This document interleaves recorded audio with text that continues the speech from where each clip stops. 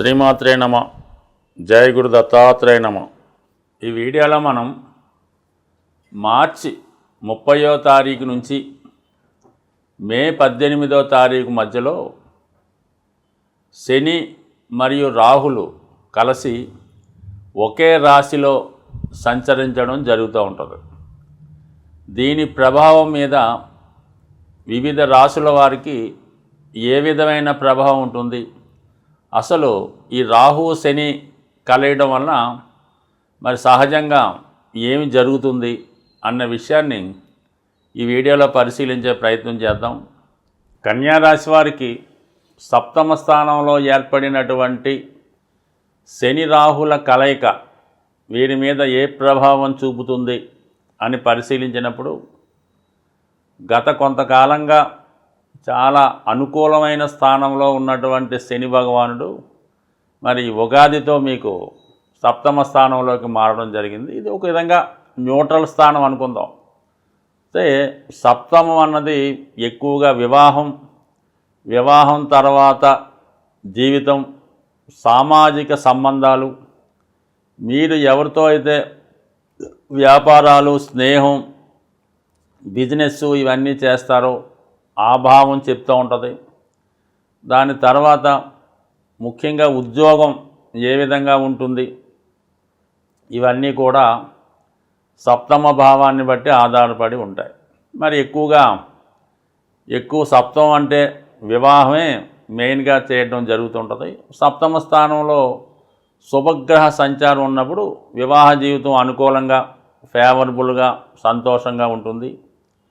సప్తమ స్థానంలో పాపగ్రహాలు ఉన్నప్పుడు వివాహంలో ఇబ్బందులు, వివాహం విడిపోవడం ఇవన్నీ జరుగుతూ ఉంటాయి. అయితే ఇప్పుడు వచ్చినటువంటి ఈ శని రాహుల కలయిక రెండూ కూడా సెపరేటివ్ ప్లానెట్సు. అలాగే శని సహజంగా అష్టమ భావకారకుడు. మరి అటువంటి వాడు సప్తమంలో ఉంటూ రాహు కలిసినప్పుడు రాహు ఏ గ్రహంతో కలిస్తే ఆ భావ ఫలితాల్ని విపరీతంగా పెంచడం జరుగుతూ ఉంటుంది. అలాగే రెండు గ్రహాలు కూడా 6వ స్థానానికి ఆధిపత్యం వహిస్తుంటాయి. 6వ స్థానం అన్నది ఉద్యోగ విషయాలకు అనుకూలంగా ఉంటుంది, కానీ ఈ సప్తమ భావం అయినటువంటి వివాహానికి అది పూర్తిగా వ్యతిరేకం మాట. అందువలన 6వ స్థానాధిపతులు కానీ 6వ స్థానంలో ఉన్న గ్రహాలు కానీ వివాహం జరగడానికి అంగీకరించవు. వివాహం జరిగినా కూడా దాన్ని నిలబెట్టే ప్రయత్నం చేయవు. 6వ స్థానం అన్నది సాధారణంగా మీకు 6వ స్థానంలో భావాధిపతి 7వ స్థానంలో ఉన్నప్పుడు కానీ 7, 6లో ఉన్నప్పుడు కానీ వివాహం అన్నది మేనరిక వివాహాలు జరుగుతుండేవి పూర్వకాలం. అయితే ఇప్పుడైతే ఉద్యోగం చేసే భార్య కానీ, రోగాలతో బాధపడే భార్య కానీ, లిటిగేషన్ పెట్టే భార్య కానీ, సంసార జీవితానికి పనికిరాని భార్య కానీ వచ్చే అవకాశం ఉంటుంది. మరి ఇప్పుడు ఈ సప్తమ స్థానంలో ఈ రెండు పాపగ్రహాలు జాతకుడిని మాయ వైపు తీసుకెళ్లే అవకాశం ఉంది. ఈ సమయంలో జాతకుడు ఆదర్శ వివాహం అనే పేరుతో ఏదన్నా ఒక ఇంటర్ కాస్ట్ మ్యారేజ్ కానీ, తనకన్నా వయసులో బాగా పెద్దగా ఉన్నటువంటి అమ్మాయిని లేదా అమ్మాయి అయితే అబ్బాయిని పెళ్లి చేసుకోవడం కానీ, లేదా ఆల్రెడీ వివాహం అయి ఏదో కారణాల వల్ల భార్య లేదంటే భర్త మరణించడం కానీ, విడిపోవడం కానీ జరిగి ఉంటే కంపల్సరిగా అటువంటి వారిని సాంప్రదాయబద్ధంగా అంటే వివాహం చేసుకోవడం జరుగుతూ ఉంటుంది. అది కొంతవరకు ఎవరికి ఇష్టం ఉండదు, వీళ్ళిద్దరికీ తప్ప. ఈ విధమైనటువంటి కొద్దిగా అనైతికంగా మరి సంఘం ఒప్పుకొని పెళ్లి లాంటిది చేసుకునే అవకాశం ఉన్నది. అయితే ఆల్రెడీ వివాహం అయిన వాళ్ళు చిన్న కారణాలతో మరి వివాహం విడిపోవడానికి కూడా కారణమయ్యే అవకాశం ఉంది.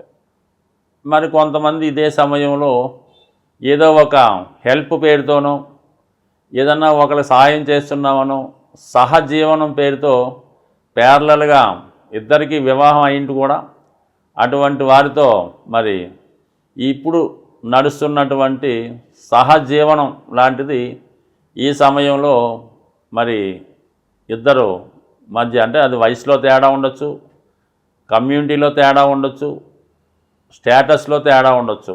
చాలా విచిత్రమైనటువంటి ఈ ఇటువంటి సంబంధాలు ఈ సమయంలో వీళ్ళు చేసుకునే అవకాశం ఉందంటే అంటే ఇది కామన్గా జ్యోతిష శాస్త్రంలో ఉన్నటువంటి అవగాహన కోసమే చెప్పడం జరుగుతుంది తప్ప ఇది మన సంప్రదాయాల్ని వ్యతిరేకంగా చెప్పడం కానీ వాటికి విరుద్ధంగా చెప్పడం అని కాదు. అలాగే మీరు కూడా ఈ విధంగా చేస్తారని కాదు. అంటే ఈ సమయంలో ఈ అవకాశం ఉంది కాబట్టి, ఈ విధంగా జరిగే అవకాశం ఉంది కాబట్టి దాని నుంచి బయటపడే విధంగా చెప్పుకోమని అంటే నడవడానికే ఈ శాస్త్రం యొక్క ముఖ్య ఉద్దేశం తప్ప ఏది కూడా జ్యోతిష్ శాస్త్రంలో చెప్పింది చెప్పినట్టో ఉన్నది ఉన్నట్టో జరిగే అవకాశం లేదు. అది మీరు వెళ్ళే దారిని బట్టి ఉంటుంది. జ్యోతిష్ శాస్త్రం అన్నది ఒకరికి మార్గం చూపించే జ్యోతిలా మీకు వెలుగు చూపించే శాస్త్రం తప్ప అందులో ఇలాగొచ్చింది కాబట్టి ఇలా ఖచ్చితంగా మాత్రం జరగదు. కాబట్టి ఎవరు ఎటువంటి అపోహలకి వెళ్ళిపోకుండా జాగ్రత్తగా జీవిత విషయంలో ఈ వివాహ సంబంధాల విషయంలో చాలా జాగ్రత్తగా నిర్ణయం తీసుకోవాల్సి ఉంటుంది. అయితే ఇది ఉద్యోగ విషయంలో శని వృత్తికారకుడు కాబట్టి రాహువు సాఫ్ట్వేర్ టెక్నాలజీకి మోడర్న్ టెక్నాలజీ కారణం కాబట్టి ఎవరైతే ఉద్యోగంలో కొత్తగా మారి ఏదన్నా వాళ్ళు ప్రస్తుతం చేస్తున్నటువంటి వృత్తిని వదిలిపెట్టి సాఫ్ట్వేర్ రంగంలోకో సినిమా రంగంలోకో మెడికల్ రంగంలోకో ప్రవేశిద్దాం అనుకున్న వారికి చాలా వరకు ఈ గ్రహస్థితి సహకరిస్తుంది.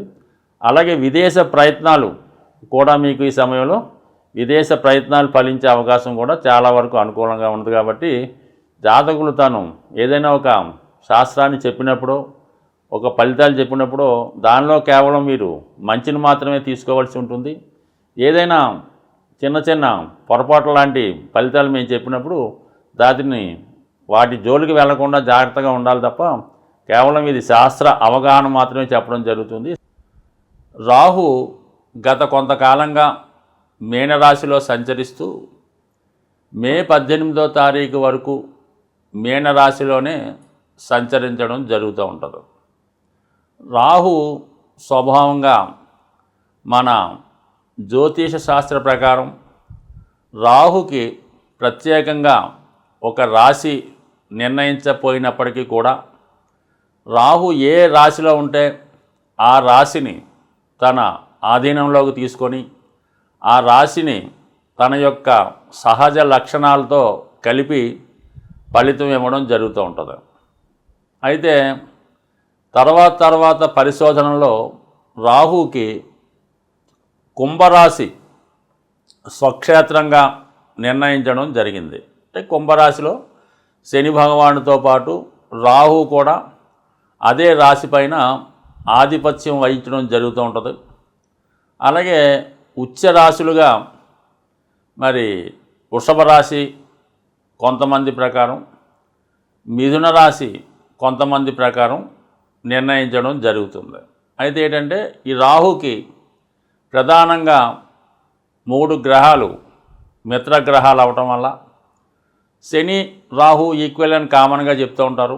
అలాగే శుక్రుడు బుధుడు కూడా ఈ రాహుగ్రహానికి మిత్రగ్రహాలు అవటం వల్ల, అలాగే రాహుకి శుక్రుడు గురువుతో సమానం, అలాగే బుధుడు కూడా ఇద్దరు కూడా గురు శిష్యులు లాంటి వాళ్ళు కాబట్టి ఈ రాహు శుక్ర బుధులతో కలిసి ఉన్న వారి యొక్క రాశుల్లో ఉన్నా కూడా తన యొక్క శుభ ఫలితాలు ఇవ్వడం జరుగుతూ ఉంటుంది. అంటే మిత్రగ్రహాలతో కలిసినప్పుడు సహజంగా రాహుకి శుభ ఫలితాలు అంటే మామూలుగా అది ఒక విధమైన అంటే తామస గుణం లక్షణాలతో కలిగి ఉంటాడు రాహు.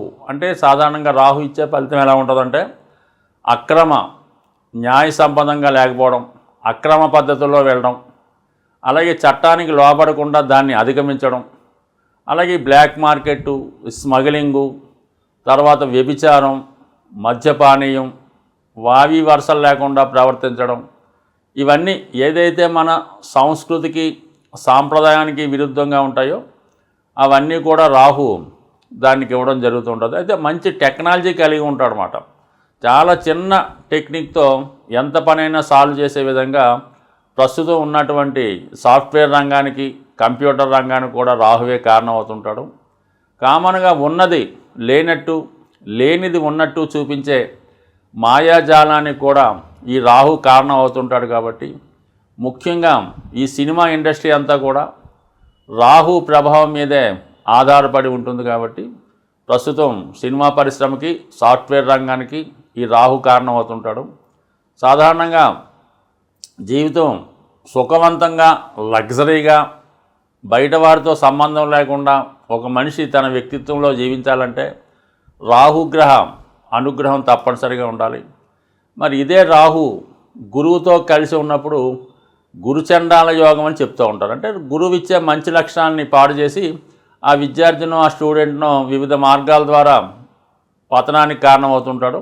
మళ్ళీ ఇంచుమించుగా కొంతమంది అదే నెగిటివ్ యాంగిల్లో పైకి కూడా తీసుకురావడం జరుగుతుంది. ఇంచుమించుగా 30 సంవత్సరాల తర్వాత ఈ గురుచండాల యోగం అద్భుత యోగంగా మారే అవకాశం ఉంది. అయితే మరి రాహు శుక్రగ్రహంతో కలిసి ఉండడం వలన ఈ సినిమా పరిశ్రమ, సాఫ్ట్వేర్లో డెవలప్ అవడం, అయితే వ్యసనాలు, వ్యభిచారం, స్త్రీలోలత్వం కంపల్సరీగా ఉంటుంది. అదే బుధుడితో కలియడం వల్ల సైంటిఫిక్గా విద్య నేర్చుకుంటాడు, డిఫరెంట్గా విద్య నేర్చుకోవడం జరుగుతూ ఉంటుంది. అందరూ కష్టపడి చదువుతూ ఉంటే వీళ్ళు సూక్ష్మ మార్గం ద్వారా సింపుల్గా ఆ విద్యలో సక్సెస్ సాధించడం జరుగుతూ ఉంటుంది. ఏదైనా ఈ బుధ రాహు కలిసి ఉన్నప్పుడు కంపల్సరీగా విద్యలో ఆటంకాలు ఎదురైనప్పుడు కూడా ఏదో విధంగా విద్యను పూర్తి చేసి వాళ్ళు అనుకున్నది సాధిస్తూ ఉంటారు. మరి ముఖ్యంగా శని కూడా కుంభరాశికి అధిపతి అవుతుంటాడు, రాహు కూడా అధిపతి అవడం వల్ల అంటే శని పరిశ్రమకు కారణం అవుతుంటాడు, ఒక ఇండస్ట్రీకి కారణం అవుతుంటాడు, ఒక వ్యాపారానికి కారణం అవుతుంటాడు. అదే శని భగవానుడితో రాహు కలిస్తే దాన్ని ఇంకా చాలా కలర్ఫుల్గా, అంటే బాగా పెద్ద పెద్ద సంస్థలు, అంటే ఎక్కువ ఇన్వెస్ట్మెంట్తో పెద్దగా పెడుతున్నటువంటి ఏదన్నా షాపింగ్ మాల్స్ కానీ, మల్టీప్లెక్స్ లాంటి సినిమా థియేటర్లు కానీ, అలాగే పెద్ద బడ్జెట్తో కూడుకున్నటువంటి మన పుష్ప లాంటి సినిమాలకు కూడా ఈ శని రాహులు కలిసి ఉండడం వలన అటు టెక్నాలజీని, అటు ధనాన్ని ఎక్కువగా ఉపయోగిస్తూ కొద్దిగా చట్టానికి లోబడి ఆ సినిమాలు కూడా తీయడం జరుగుతుంటుంది. మొత్తం మీద ఏంటంటే హై బడ్జెట్ చిత్రాలకి, పెద్ద పెద్ద పరిశ్రమలకి, అలాగే సాఫ్ట్వేర్ రంగంలో బాగా ఇంప్రూవ్మెంట్కి, అలాగే కష్టపడకుండా కొద్దిపాటి శ్రమతో నెలకి 10 లక్షలు, 20 లక్షలు సంపాదించినటువంటి ఉద్యోగస్తులకు కూడా రాహు కారణం అవుతుంటాడు. శని రాహులు మిత్రగ్రహాలు అవటం వల్ల రెండూ కూడా కుంభరాశి ఆధిపత్యం వహిస్తూ వాటికి ధనస్థానం అయినటువంటి మన మీనరాశిలో కలిసి ఉండడం అన్నది, ఇది కొత్తగా ఇండస్ట్రీ స్థాపించాలన్నా తనను తాను ఇంప్రూవ్మెంట్ చేసుకుంటూ తన టాలెంట్ను రుజువు చేసుకొని ఎక్కువ ఫైనాన్స్ సౌకర్యంతో ఏదైనా ఒక పరిశ్రమ స్థాపించాలనుకున్న వాళ్ళకి, వ్యాపారం చేద్దామనుకున్న వాళ్ళకి, ఒక సినిమా తీద్దామనుకున్న వాళ్ళకి, అంటే ఒక ధైర్యంతో కోటాను కోట్లు ఇన్వెస్ట్ చేసే పరిశ్రమలకి, వ్యాపారానికి కూడా ఈ 2 గ్రహాలు కారణం అవుతున్నాయి. కాబట్టి మరి ఈ రాబోయే మార్చి 30వ తారీఖు నుంచి మే 18 మధ్యలో ఈ 2 గ్రహాలు కలిసి మీనరాశిలో ఉండగా మిగతా రాశుల వారికి ఎటువంటి ఫలితాలు ఇవ్వబోతున్నాయి అన్న విషయాన్ని తెలుసుకుంటూ చివరిగా మరి దీనికి పరిహారం ఏమైనా ఉంటుందా, ఏ విధమైన రెమెడీ చేసుకుంటే మనకి ఈ 2 గ్రహాలు యోగిస్తాయి అన్న విషయాన్ని తెలుసుకొని, ఈ శని రాహు గ్రహాల కలయిక కొంతమందికి మంచిగాను, కొంతమందికి చెడుగాను, చెడుని కూడా మంచిగా మార్చుకునే విధంగా కూడా ఈ రాహు సహకరిస్తూ ఉంటాడు. అయితే ఈ శని రాహులకి పరిహారం ద్వారా వారిని పాజిటివ్గా మార్చుకోవడానికి సులభమైనటువంటి మార్గాన్ని మనకి ఈ శాస్త్రాన్ని అందించినటువంటి పెద్దలు ఒక హింట్ ద్వారా చెప్పడం జరిగింది. అసలు జ్యోతిష్ శాస్త్రం అంతా కూడా రహస్యమైనది. అది వారిలో ఉన్నటువంటి సూక్ష్మాన్ని గ్రహించడమే జ్యోతిష శాస్త్రవేత్తలుగా వారి యొక్క నిజమైనటువంటి కృషిగా మనం చెప్పచ్చు. రాహువు అంటే కేవలం తల భాగమే కాబట్టి అధికమైనటువంటి ఆశల్ని కలిగి ఉండడం జరుగుతూ ఉంటుంది. శని భగవానుడు ఏంటంటే ఒక క్రమశిక్షణతో కూడుకున్నటువంటి గ్రహం, బాగా డిసిప్లిన్గా ఉంటూ నేర్చుకునే గ్రహం కాబట్టి ముఖ్యంగా ఈ శని రాహులకి ఈ మనం పురాణాలు పరిశీలించినప్పుడు ఎక్కువగా ఆంజనేయ స్వామిని కనెక్ట్ చేయడం జరుగుతూ ఉంటుంది. అంటే ఎవరికి ఎప్పుడు ఏ ఆపద వచ్చినా కూడా ఆంజనేయ స్వామి వచ్చి దాన్ని రక్షించి మళ్ళా ఆయన అక్కడితో ఆయన పోర్షన్ కంప్లీట్ అవ్వడం జరుగుతూ ఉంటుంది. సో ఈ సమయంలో మీరు ఈ హనుమాన్ని ఆరాధించడం వల్ల, అంటే హనుమాన్కి అందుకనే చాలా భారీ విగ్రహాలు పెడుతూ ఉంటారు అన్నమాట. 40 అడుగులు 100 అడుగులు కూడా పెడుతూ ఉంటారు భారీగా. అది రాహు ప్రభావం వల్ల. రాహు ఏంటంటే ఉన్నదాన్ని పెద్దగా చేస్తుంటాడు. ఆంజనేయ స్వామి కూడా ఎప్పుడు చిన్నగానే ఉంటాడు. అవసరమైతే విశ్వరూపంగా పెద్దగా తన యొక్క ఒక విధంగా వాయునందనుడు. ఈ వాయుగ్రహాలు ఈ శని రాహులు కూడా అలాగే ఎక్స్పాండ్ చేసే గుణం రాహుకు ఉంటుంది. ఆంజనేయ స్వామి కూడా తను అవసరమైనప్పుడు మొత్తం ఎంతకన్నా ఎక్స్పాండ్ అవ్వగలుగుతాడు. అలాగే చిన్నగా దూరి కేవలం లంకిని నోట్లో దూరి మళ్ళీ బయటకు వచ్చేస్తూ ఉంటాడు. కాబట్టి ఇవన్నీ రాహు మాయ అంతా కూడా ఆంజనేయ స్వామి దగ్గర ఉంది. మరి శని యొక్క క్రమశిక్షణ అంతా కూడా సేవకా లక్షణాలన్నీ కూడా ఆంజనేయ స్వామి దగ్గర ఉన్నాయి. కాబట్టి ఈ సమయంలో మీరు ఆంజనేయ స్వామిని మరి తమలపాకులతో పూజించవలసి ఉంటుంది. అంటే తమలపాకులండి 100, 41 రూపాయి కూడా అవన్నీ పక్కన పెట్టండి. ఒక బుట్ట తమలపాకులు ఎంత అయితే అంత తీసుకొని ఆ బుట్ట తమలపాకులతో స్వామికి విపరీతంగా అర్చన చేయిస్తారో, మాల వేస్తారో, మొత్తం మీద ఒక బుట్ట తమలపాకులతో అర్చన చేయించడం. మరి రాహుకి మినువులు కారణం కాబట్టి వడమాల, అంటే మినువులతో చేసినటువంటి వడమాల ఒకటి తయారు చేసి, అంటే మామూలుగా ఒక 108 కాకుండా ఒక 1008 వచ్చేలాగా విశేషంగా వడమాల తయారు చేయించి స్వామికి అలంకరించి ఇవన్నీ కూడా గుడిలో పంచిపెట్టడం వల్ల నిరంతరం